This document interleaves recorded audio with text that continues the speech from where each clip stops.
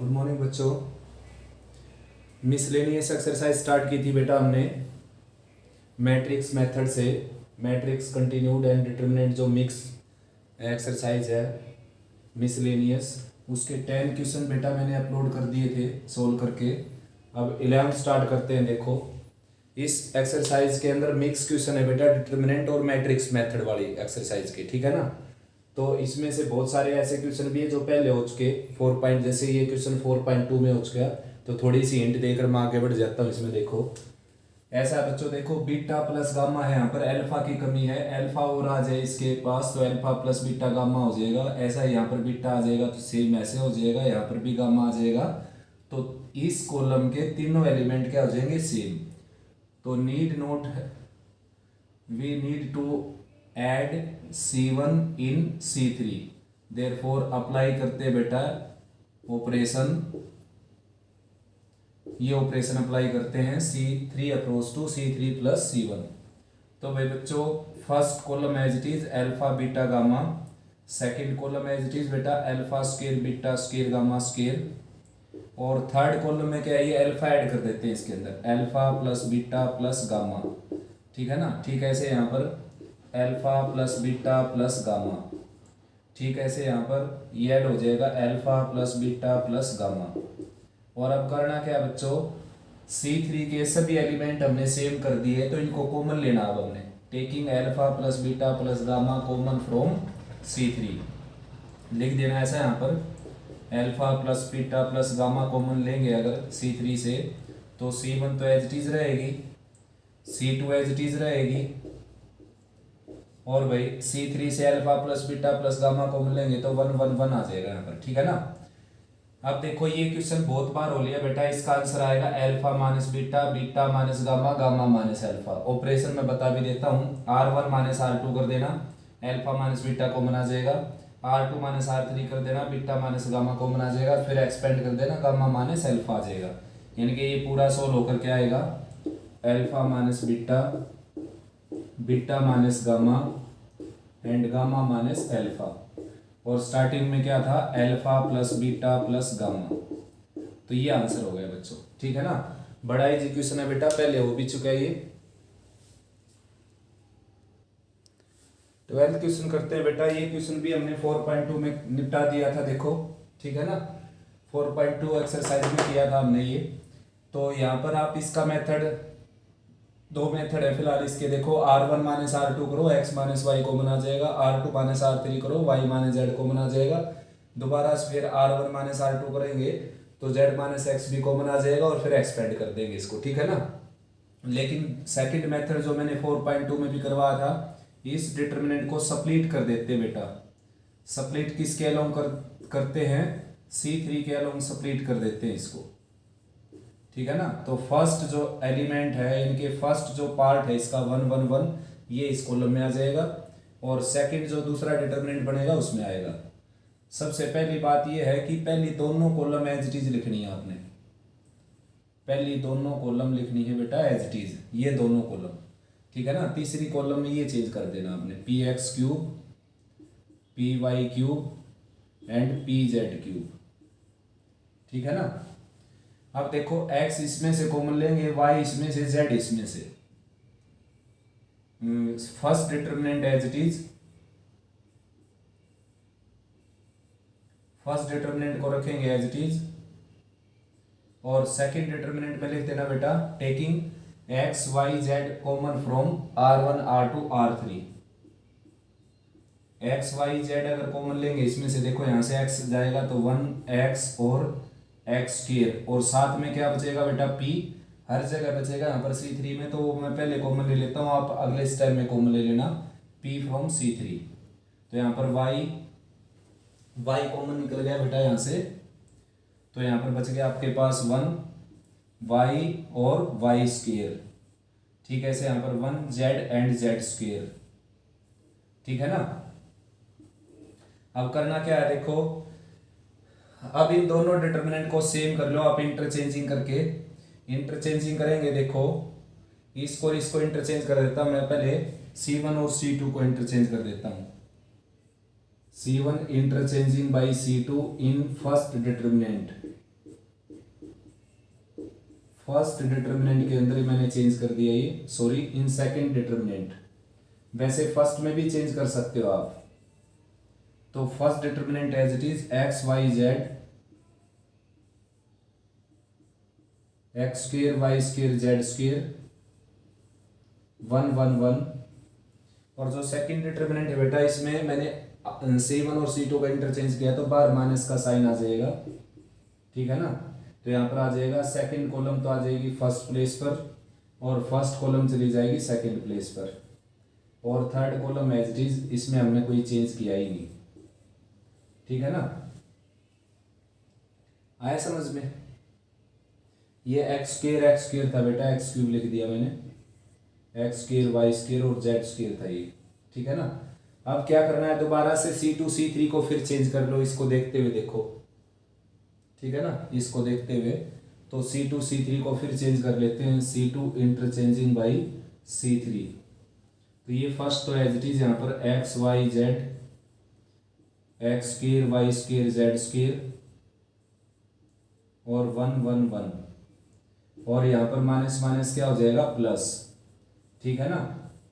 और ये इंटरचेंज करने वही तो first column as it is, और यहाँ पर आ जाएगा x square y square and z square, और ये है बेटा 1 1 1।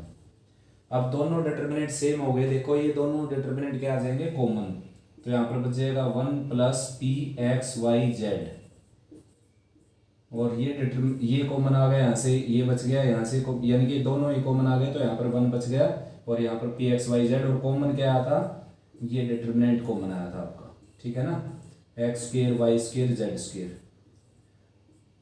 अभी जो क्वेश्चन आया था वो भी ऐसा ही था। ये बहुत सारा जो पार्ट्स हैं आपके, बहुत सारे पार्ट्स, उसमें कई बार आया ही क्वेश्चन, देखो कभी ABC में कभी एक्स वाई जेड में। तो इसका आंसर है बेटा x minus y y minus z z minus x, R1 minus R2 कर देना, R2 minus R3, x minus Y R1 में से कॉमन आ जाएगा, वाई माइनस जेड R2 में से आ जाएगा, और फिर एक्सपेंड कर देना, आ जाएगा आंसर, ठीक है ना। यही क्वेश्चन है बेटा 14, और ये भी आ चुका है 4.2 में, दोबारा से करवाने पड़ रहे हैं मेरे को, क्योंकि आपने कमेंट सेक्शन में कहा था कि भाई मिसलेनियस एक्सरसाइज करवा देना।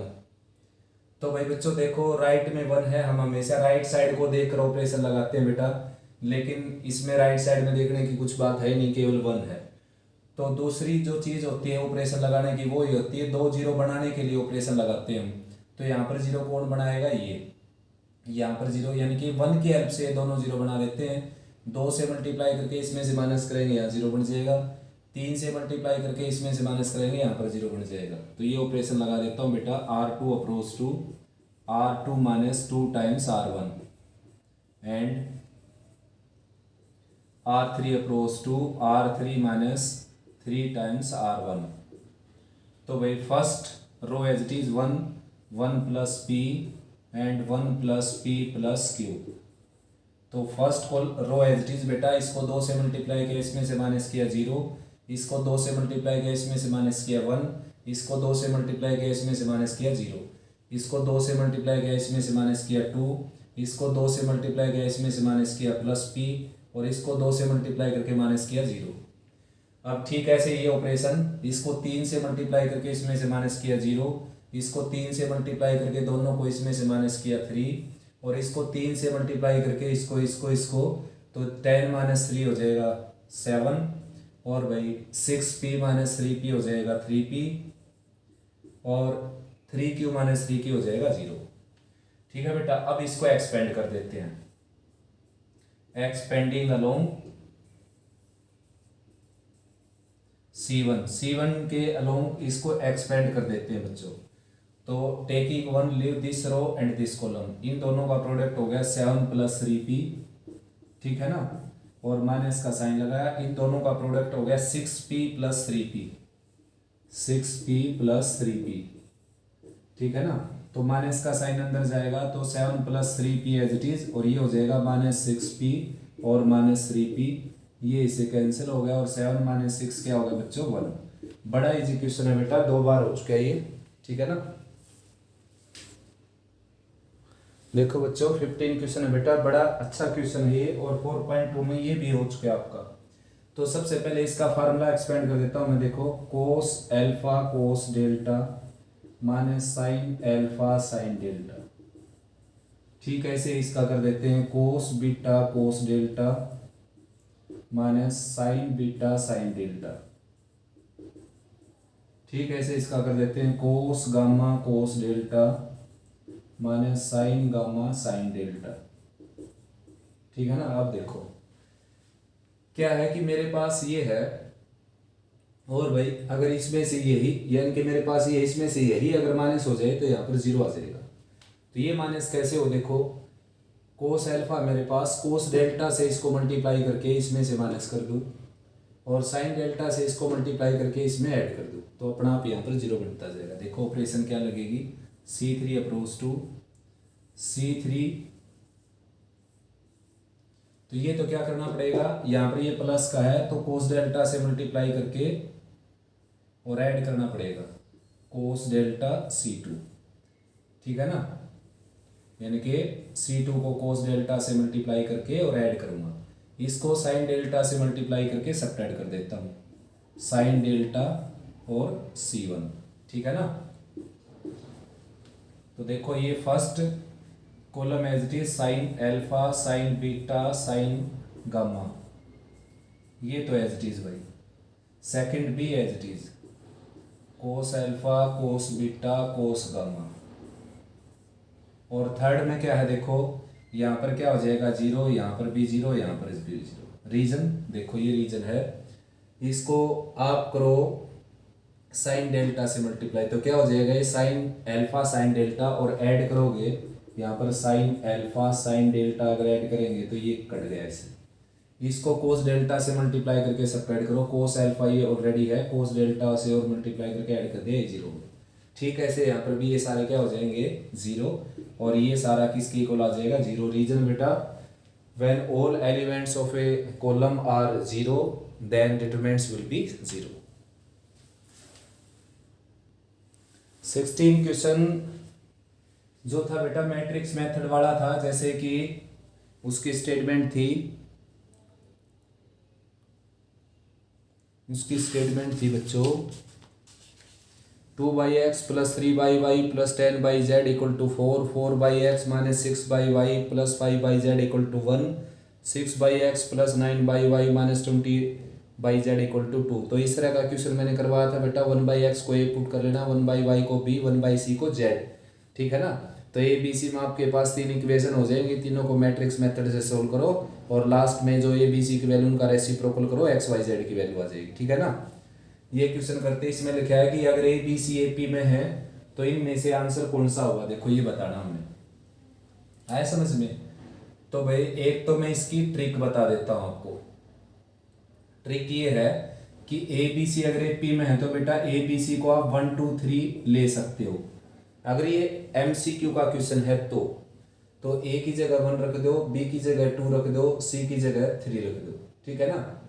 और आप देखोगे कि फिर सब्ट्रैक्ट करोगे तो ये क्या आ जाएगा, 2 रो सेम आ जाएंगे, आइडेंटिकल आ जाएंगे। आइडेंटिकल आने से क्या हो गया जीरो। ठीक है ना। बेशक से यहाँ पर 1 1 1 भी रख सकते हो आप, क्योंकि 1 1 1 भी AP के अंदर होते हैं, तो इससे तुरंत आंसर आ जाएगा जीरो। ठीक है ना। अगर MCQ का क्वेश्चन है तो ये, यानी कि कंपटीशन का है तो। और कंपटीशन का नहीं है भाई, एक्सप्लेनेशन अगर देनी है आपने इसमें तो क्या करो, R2 में से R1 सब्ट्रैक्ट कर दो। अब R2 - R1, एंड जो R3 है बेटा R3 में से सब्ट्रैक्ट कर दो R2। ठीक है ना। ऐसा मैंने क्यों किया, ये सिमेट्री सी बनने लग रही इसलिए किया मैंने। देखो इन दोनों का डिफरेंस 2 आ गया, यहाँ पर 1 आ गया। ठीक है, ऐसे यहाँ पर भी 1 1 1। ठीक है ना। इस तरीके से आया समझ। तो भाई करते हैं स्टार्ट। देखो सबसे पहले first row as it is x + 1 x + 3 and x + 2a। अब क्या करना है, ये इसमें से माइनस करना, तो यहाँ पर बच गया 2, ये इसमें से माइनस करना, यहाँ पर बच गया 1। एक बार चेक कर लेते हैं बेटा स्टेटमेंट मेरे को डाउट लगा स्टेटमेंट में, बिल्कुल है डाउट। यहाँ पर क्या है, x + 2 है यहाँ पर। ठीक है ना। तो यहाँ पर क्या आ जाएगा 1, और यहाँ पर भी क्या आ गया 1, और यहाँ पर क्या आ गया 2b - 2a। ठीक है, ऐसे ये इसमें से माइनस हो गया, यहाँ पर 1, यहाँ पर 1, और यहाँ पर 2c माइनस 2a 2b। अब देखो बच्चों, ये दोनों रो आइडेंटिकल हो सकती है अगर ये इक्वल हो, ठीक है ना। R2 and R3 are identical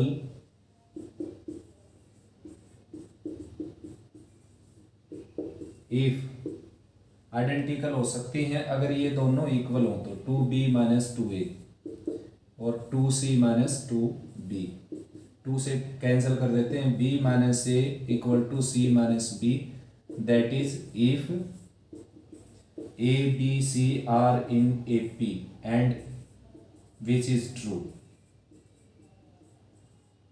ये क्या है बेटा, ट्रू, क्योंकि a b c a p में उसने दे ही रखे हैं।